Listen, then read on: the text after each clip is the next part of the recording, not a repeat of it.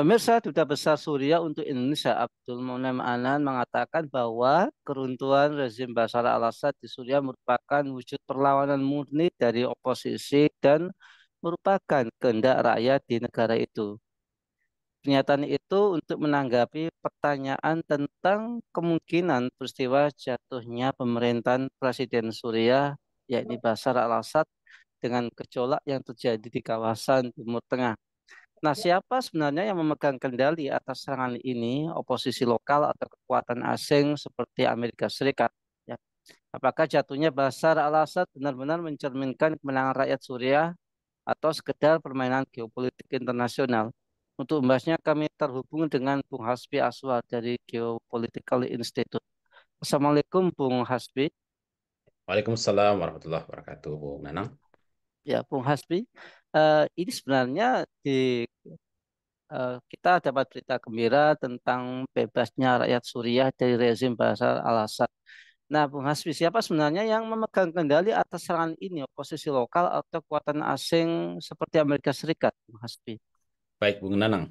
Eh, untuk pertama sekali, saya kira em, apa kalau kita bicara mengenai konteks dinamika politik ya, apa dalam politik itu ada aktor dan ada kepentingan, Bu Nanang.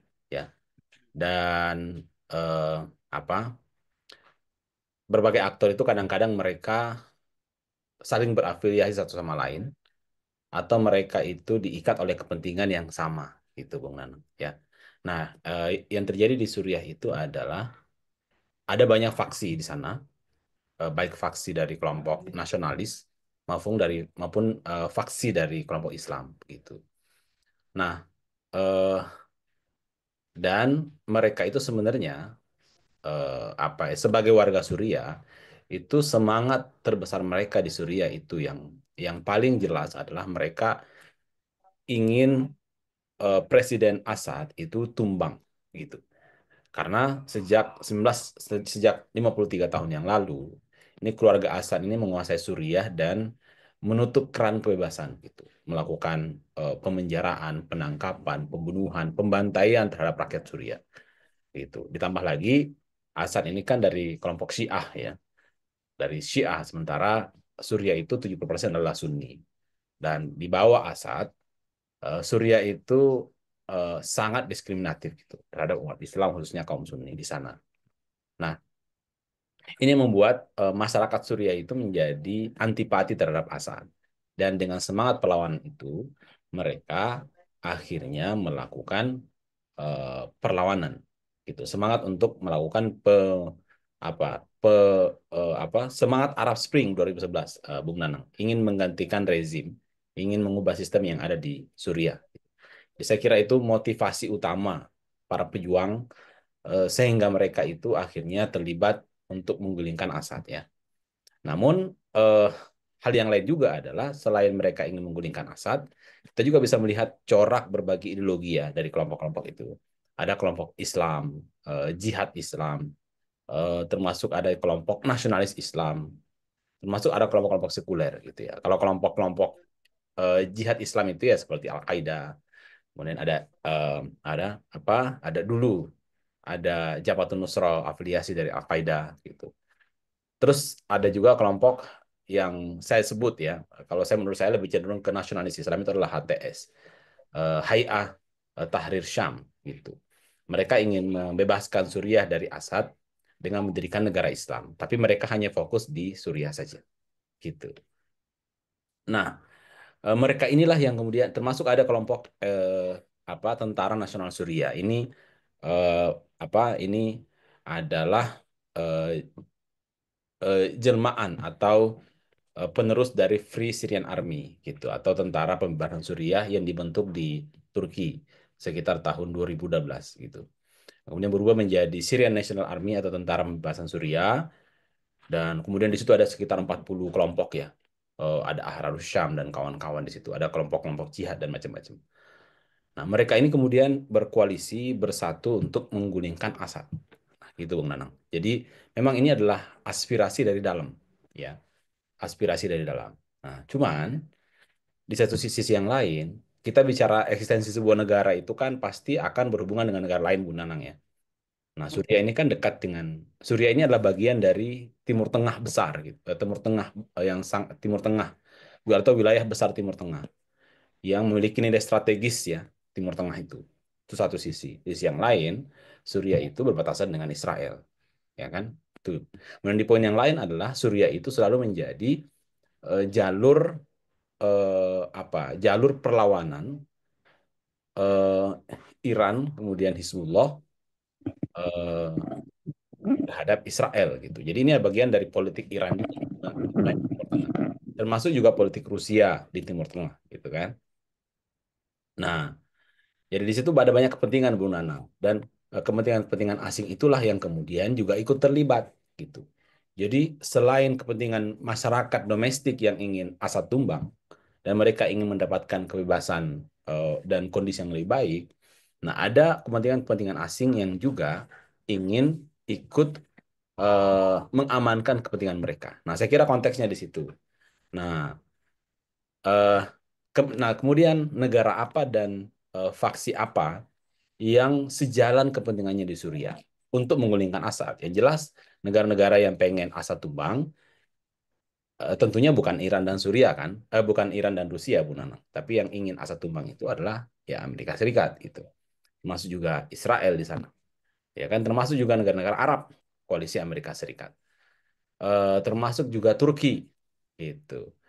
Nah, mereka inilah yang kemudian saling berkoordinasi dan kemudian khususnya melalui Turki mereka akhirnya bekerja sama dengan kelompok-kelompok eh, anti Suria, baik dari kelompok Islam maupun kelompok nasionalis. Jadi ini ada pertemuan kepentingan antara oposisi domestik atau rakyat Suria dengan kepentingan global. Nah, inilah yang akhirnya membuat kekuatan oposisi Suria menjadi semakin kuat dan akhirnya mampu menggulingkan Assad. Ya, baik Bung Hasbi. Bagaimana mungkin ini ya berbagai oposisi seperti Jabhat Nusra yang banyak dan faksi-faksi yang lain itu kemudian yang dulunya itu berselisih ini kemudian bisa bersatu ya dalam sebuah operasi besar ini. Nah, kira-kira siapa yang memfasilitasinya, Bung Hasbi? Baik, yang jelas yang paling banyak terlibat langsung ya dari beberapa dokumentasi itu adalah Turki, Bung Nanang. Saat ini eh, ada banyak kelompok perlawanan di Suriah sebenarnya. Eh, eh, ada kelompok Kurdi yang menguasai wilayah utara dan timur ya Suriah, tapi kelompok ini itu hanya fokus di wilayah mereka saja gitu ya. Dan mereka ini membackup Amerika Serikat untuk membackup Amerika Serikat untuk melawan ISIS ya. Jadi dia adalah koalisinya Amerika untuk melawan ISIS gitu. Tapi kelompok Kurdi ini itu tidak terlibat mendukung atau terlibat langsung ya kemarin untuk sampai hari ini untuk menjatuhkan Assad. Jadi mereka itu sudah merasa enjoy dengan wilayah yang mereka kuasai gitu. Eh, dan jadi yang dominan hari ini itu kan terlibat dalam oposisi terhadap Assad itu kan ada dua kelompok besar ya. Ada HTS dengan kelompok SNA atau eh, pasukan nasional Suriah. Dan di situ ada 40 pasukan, ada Ahrarus Syam, ada macam-macam lah di situ ya. Ada Free Syrian Army gitu dan macam-macam. Ada 40 gitu. Eh, nah, dua kelompok ini baik SNA maupun HTS itu punya riwayat. Kalau utamanya SNA ya. SNA itu kan memang eh, dari Free Syrian Army itu dibentuk di Turki dengan dukungan Turki, digaji oleh Turki, didanai oleh Turki, disupport pelatihan oleh Turki. Jadi SNA itu adalah kelompok besar, katanya sampai sekarang bahkan sampai 80.000 pasukan di situ. Dan mereka itu yang terlibat dalam juga menentukan Assad. Di sisi yang lain, ada HTS. HTS ini itu bagi Turki, kemudian Amerika, Inggris, PBB itu mereka dicap sebagai teroris, dilabeli sebagai teroris, Bung Nanang, HTS ini. Tapi HTS ini itu sebenarnya tidak ini. Setelah Al-Jawlani setelah berpisah dengan Al-Qaeda, dia tidak mencari dia hanya fokus ke untuk memerangi Suriah, sehingga Amerika kepentingan Barat itu tidak dijadikan target oleh HTS.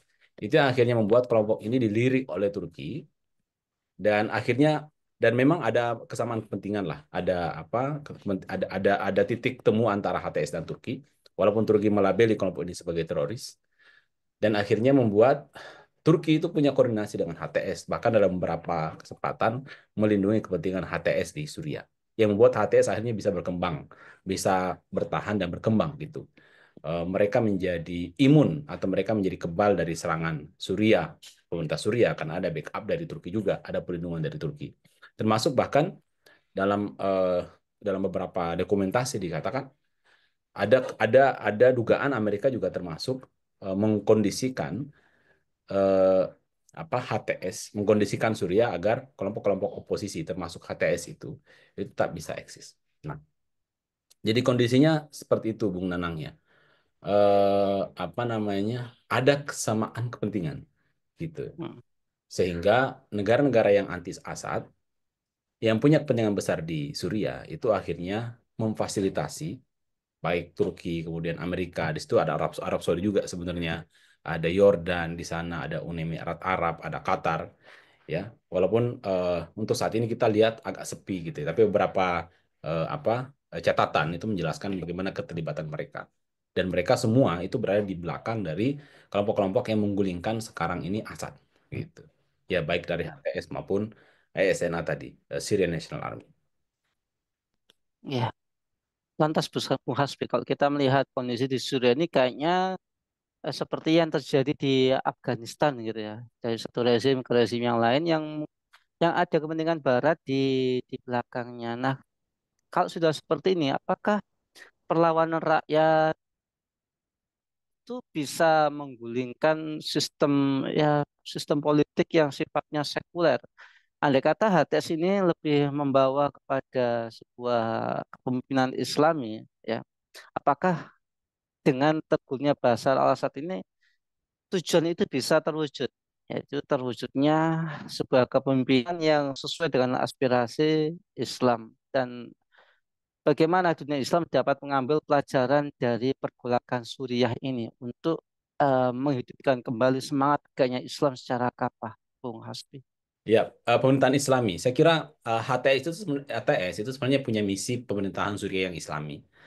Itu misi HTS. Nah, tapi kita juga jangan lupa bahwa ada koalisi sekitar 80.000 pasukan dari SNA yang didukung oleh Turki. Dan dalamnya itu macam-macam. Ada kelompok Islam, kelompok jihad Islam, kemudian ada juga kelompok-kelompok nasionalis sekuler gitu. Nah, ini membuat akhirnya menjadi tantangan besar buat utamanya HTS realisasikan kepentingannya untuk misalnya menegakkan Islam di Suriah gitu. Itu satu sisi. Jadi eh, dan bisa jadi ke depan untuk tujuan kesatuan nasional atau konsolidasi nasional, persoalan ideologis ini menjadi terpinggirkan, Bung Nanang. Kita ingat dulu waktu agresi militer Belanda kedua ya, waktu itu ada masih masa, kalau kalau seingat saya masih masa-masa perdebatan di di pemerintahan gitu ya, eh, di Konstituante kalau tidak salah ya, di Dewan Konstituante gitu. Masih ada perdebatan tentang bentuk model negara kita seperti apa, negara Islam atau negara nasionalis gitu. Karena ada agresi Belanda kedua, akhirnya kelompok-kelompok Islam dilobi gitu ya, bahwa ya saatnya kita fokus kepada penyelamatan negara kita. Kita pinggirkan dulu masalah ideologi. Nah, kita fokus ke dalam menghadapi serangan asing. Nah, ini kemungkinan juga bisa terjadi. Jadi adanya adanya peta yang besar dari berbagai faksi-faksi yang beda ideologis itu akan membuat akhirnya untuk tujuan penyatuan nasional atau konsolidasi nasional itu persoalan ideologis menjadi terpinggirkan, Bung Nanang gitu. Tapi jikapun misalnya eh, syariah bisa ditegakkan seperti di Taliban, walaupun itu menurut saya kecil ya, karena Taliban itu beda konteksnya. Taliban itu betul-betul berjuang kemudian menaklukkan berbagai macam suku, Bung Nanang. Ya, ini Taliban sendiri yang berkuasa gitu, gitu, menaklukkan berbagai macam wilayah. Ya kan sampai terakhir itu celah Pancir itu ya. yang kemudian ditaklukkan dari kelompok yang berkuasa di situ. Nah, kalau di Suriah beda, ada banyak faksi, puluhan faksi, bahkan di SNA itu kabarnya di dalam itu ada 40 kelompok yang juga berbeda-beda ideologi, gitu, berbeda-beda kepentingan, bahkan mereka juga saling bergesekan satu sama lain. Bahkan SNA dan HTS juga, walaupun mereka juga punya kepentingan yang sama, tapi mereka juga konflik dalam beberapa hal, gitu. Nah, jadi ini agak berat menurut saya, ya kan? Tapi jikapun ternyata pemerintahan Islam terbentuk di Suriah, ya dengan gestur yang ditunjukkan oleh HTS, kelihatannya pemerintahan Islam yang terbentuk itu kurang lebih akan bersikap lebih ke kepentingan domestik. Nah, itulah makanya saya sebut tadi dengan nasionalis Islam.